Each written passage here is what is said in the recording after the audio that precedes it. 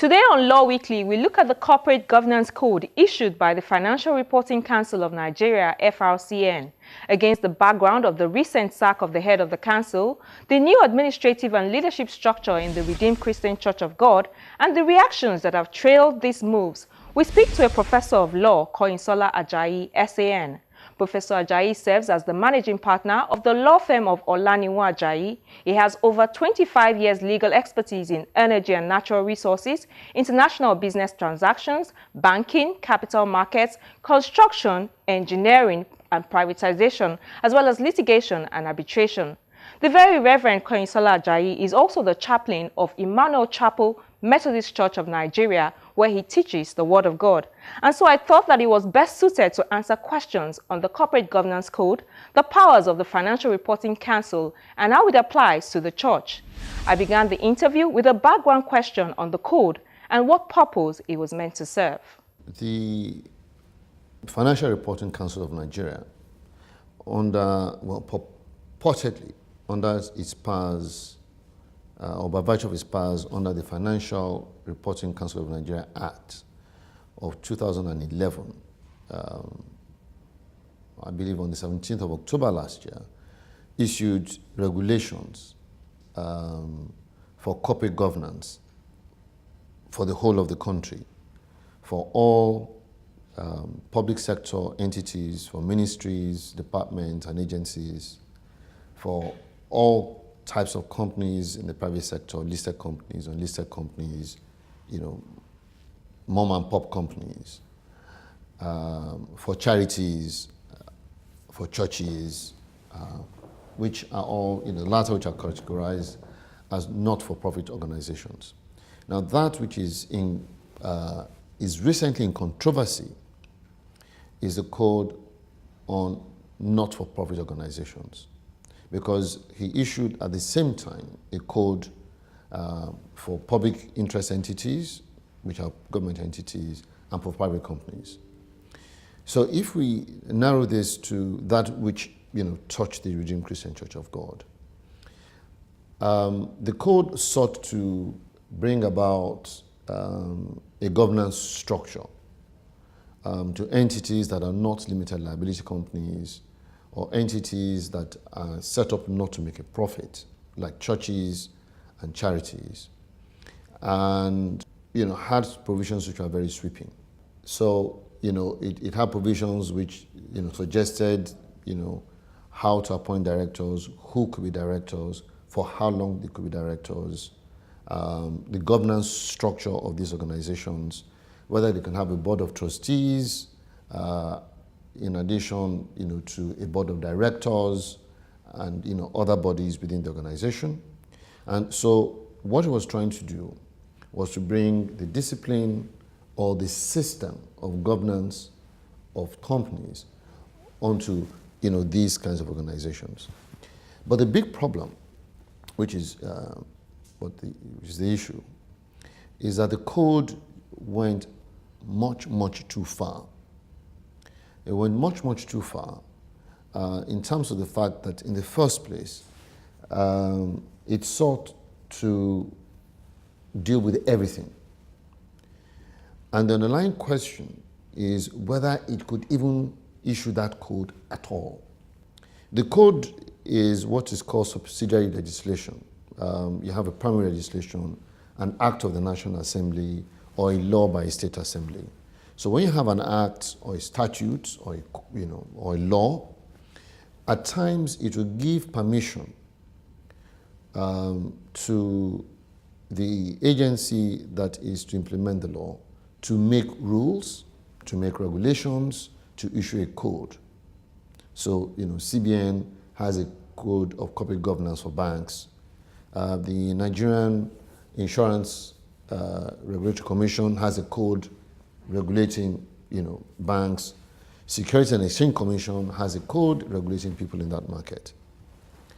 So, and then, you have ministries issues bylaws and so on and so forth. So all these are recognized in law as subsidiary legislation.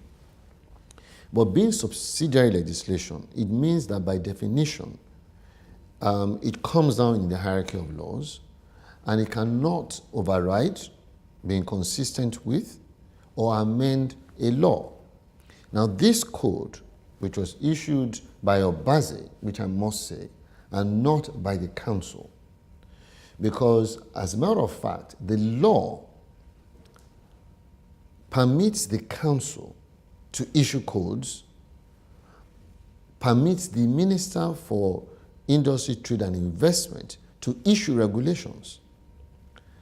Now, what we know is that at the time Obaze was reigning, I would say, at FRCN, there was no governing council. So that in itself made what he did illegal. So he did it unilaterally? He did it unilaterally. So he could not even have stood the test of scrutiny by the courts. So the first thing is that the code was totally flawed from the point of view that it was issued by somebody that did not have the power to make it. Because don't forget, at the end of the day, if properly done, it has the force of law. Now, the second thing, apart from the fact that it was issued by someone, by an individual, and therefore doing exactly what he said he was trying to stop, was to say he was trying to bring democracy, if you like, into the affairs of non-profit. But he himself was behaving like a dictator and an autocrat because he was issuing orders, making rules that were supposed to be made by a set of people, and he was doing it alone. So that in itself was very wrong. The second thing, assuming that it was now issued properly, is that, in my honest opinion, it should have failed anyway because it sought to override the provisions of the Company and Allied Matters Act, the provisions of the CBN Act, the provisions of the Bank and Other Financial Institutions Act, the provisions of the Investment and Securities Act. And therefore, it should have failed.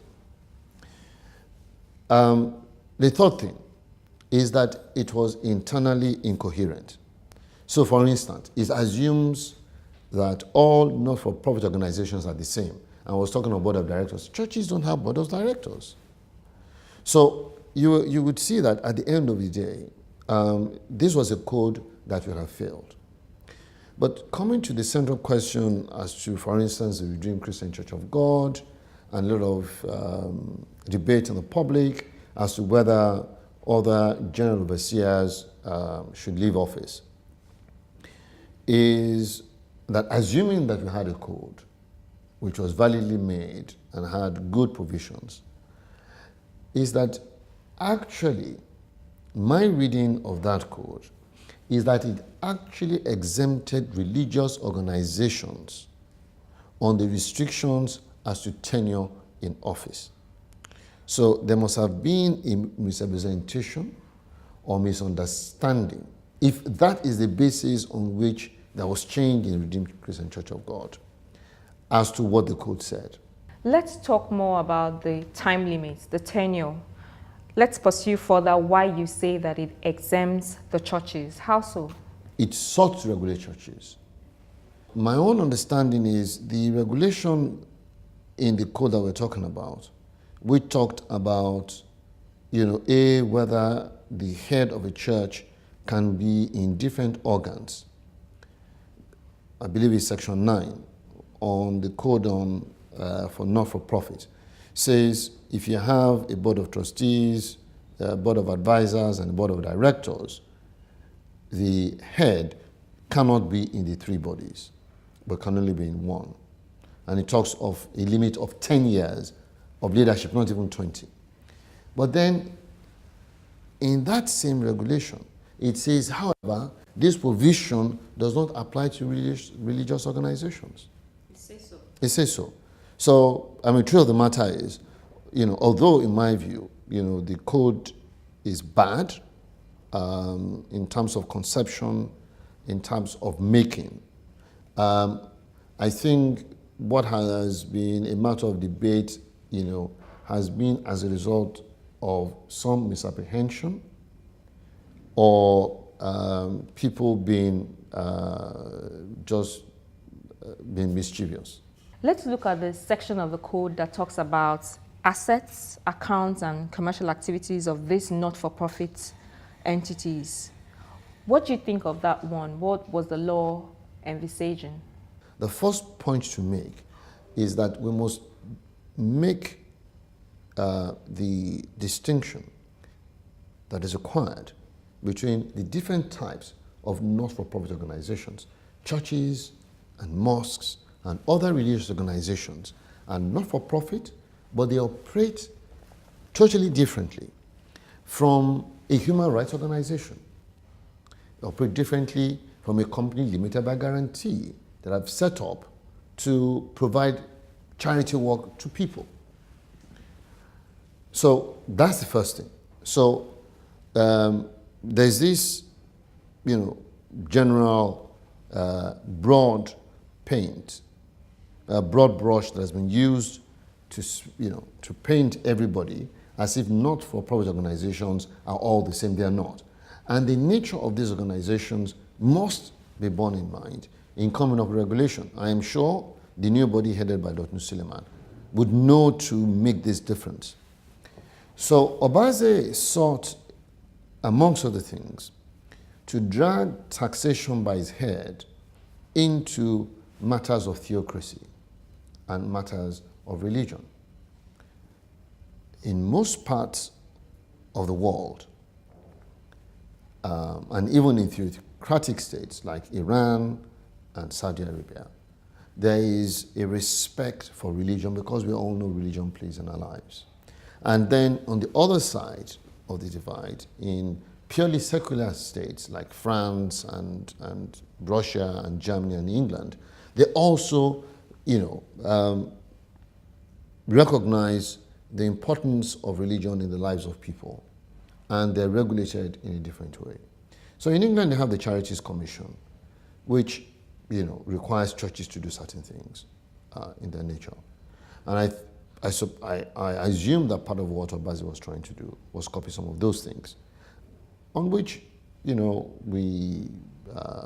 one would not say you cannot do at all. But it's just a question of the extent and the scope. So the law today exempts religious organizations from taxation, and for a reason.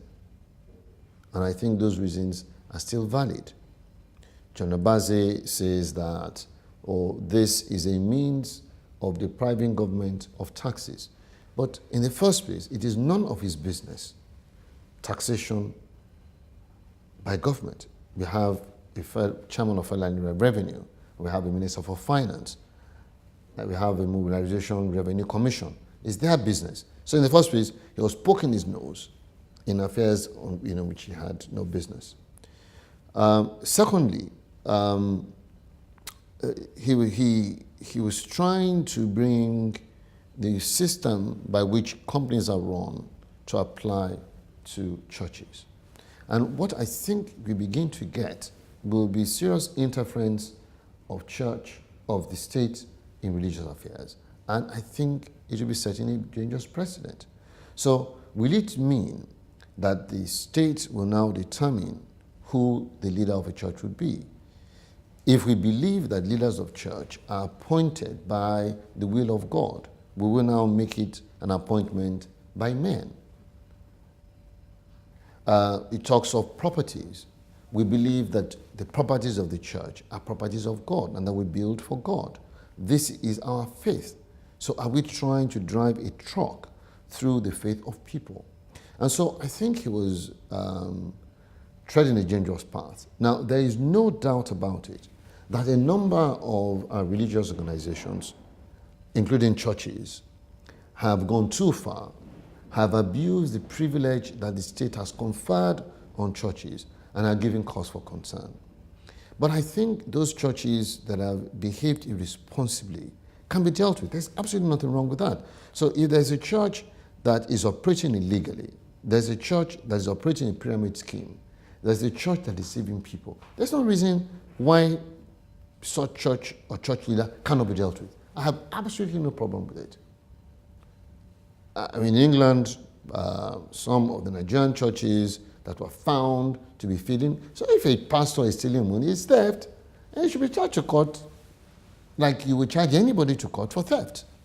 But this doesn't mean you should destroy the fundamentals that The church and the state in this country are different.